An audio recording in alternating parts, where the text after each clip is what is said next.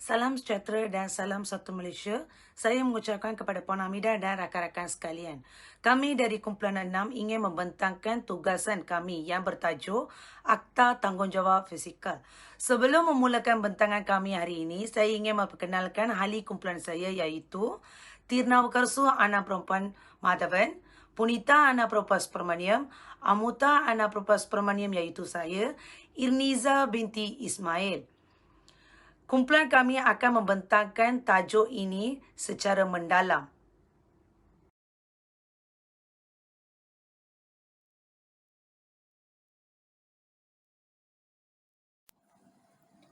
Salam sejahtera, saya Tirna Wakarsi Anak Perempuan Madhavan, nombor matriks 276429.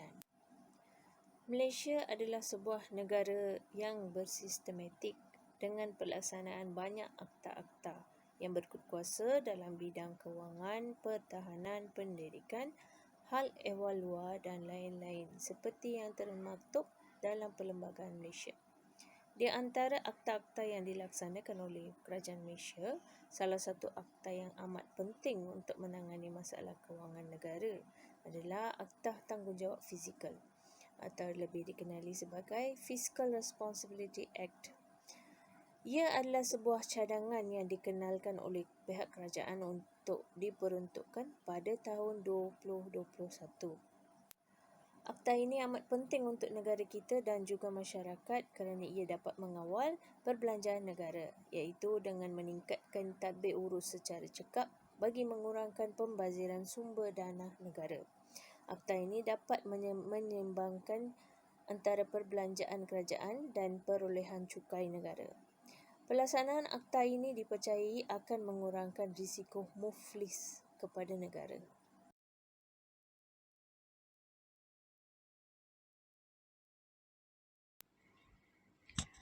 Akta Tanggungjawab Fizikal ini amat penting dalam mentadbir negara Malaysia kerana ianya dapat mengawal perbelanjaan awam dan juga dapat mengurangkan hutang negara dengan sistematik. Akta ini juga dapat meningkatkan kadar accountability. Accountability mempunyai hubungan dengan beberapa fenomena termasuk pengadilan dan pembuatan keputusan, penilaian pelaksanaan, perundingan, pengambilan risiko dari segi keselamatan dan motivasi negara. Ia akan membolehkan kerajaan mengukuhkan penyeliaan bagi memastikan pentadbiran rang undang-undang mempunyai penganturan accountability dalaman yang jelas dan mantap dalam pengurusan kewangan negara.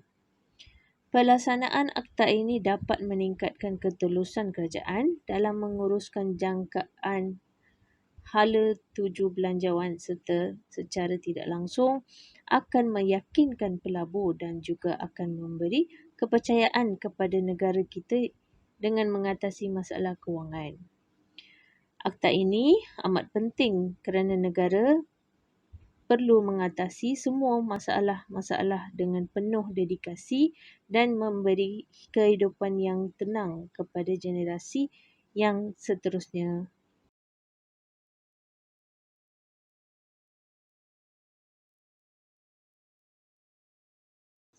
Assalamualaikum dan salam sejahtera. Saya Irniza binti Ismail, nombor matrik 276315. Seterusnya mari kita lihat dari segi nilai dan faedah Akta Tanggungjawab Fiskal. Nilai yang akan kita perolehi dalam akta ini adalah sikap bekerjasama dan bertanggungjawab. Dengan memahami akta tersebut, kerajaan dapat memantau rapi semua perkembangan mengikut keperluan negara dan masyarakat, tak kira bangsa dan agama. Selain itu juga dapat menjaga dan meningkatkan kestabilan ekonomi dan menyelesaikan hutang dalam negara. Akta ini juga dapat menunjukkan sikap kejujuran, keikhlasan dan keluhuran dalam semua perkara antara menteri-menteri kita.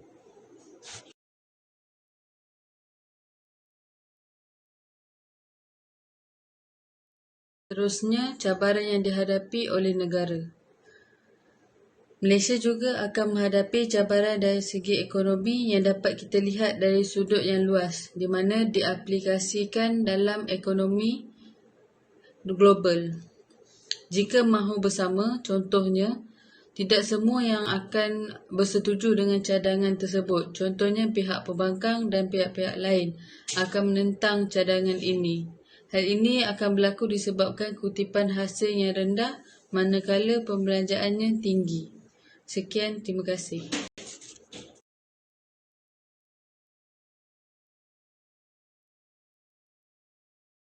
Salam sejahtera, nama saya Punita, anak perempuan Sultiamaniam, nombor matrik 276-187.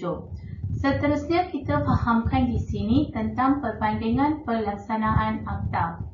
Akta-akta seperti ini ialah status yang dikuatkuasakan sebagai undang-undang utama di sesetengah negara. Ia adalah untuk undang-undang utama yang diluluskan di mana-mana negara dan dapat bandingkan akta-akta ini dengan akta-akta yang serupa di negara-negara maju. Pelaksanaan akta-akta yang serupa dapat dijadikan sebagai satu teladan atau garis panduan dan ia dikira diterima dan diluluskan. Semua parti politik yang berdaftar di negara-negara tersebut boleh merakumi semua aktiviti politik mereka tanpa sekatan. Proses ini dapat membentuk objektif dan standard yang ingin dicapai dan ia membantu negara kita untuk dapatkan bimbingan dan nasihat daripada negara-negara lain yang telah mengamalkan akta tersebut. Maknanya negara kita terus mengalami pelbagai perubahan baik. Contohnya, negara kita boleh meminta idea untuk menghasilkan akta tersebut dengan perspektif. Pelaksanaan ini dapat mewujudkan hubungan baik sesama negara lain akan memberikan kita semangat untuk melaksanakan akta tersebut dengan sepenuhnya.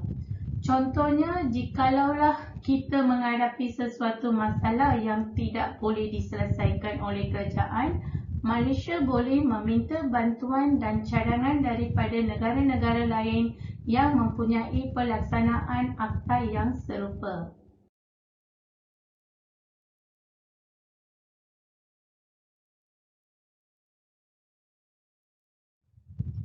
Di sini, apa yang kita difahami adalah dari segi dasar kerajaan, ini menunjukkan bahawa dasar yang tidak melaksanakan apa-apa akta akan menimbulkan keresahan dan perasaan tidak puas hati. Oleh sebab itu, memahamilah situasi negara dan kehendak adalah syarat penting dalam menentukan pelaksanaan akta yang dapat memberi impak dan urus tadbir yang baik. Kerajaan negara Malaysia telah berusaha ke arah matlamat untuk masa yang lama. Sama-samalah kerajaan dan pembangunan saling membantu mengembalikan kesejahteraan rakyat, sering usaha meningkatkan kuasa beli pengguna selain mengangkat semula sektor swasta sebagai pemacu pertumbuhan ekonomi negara. Sekian, terima kasih.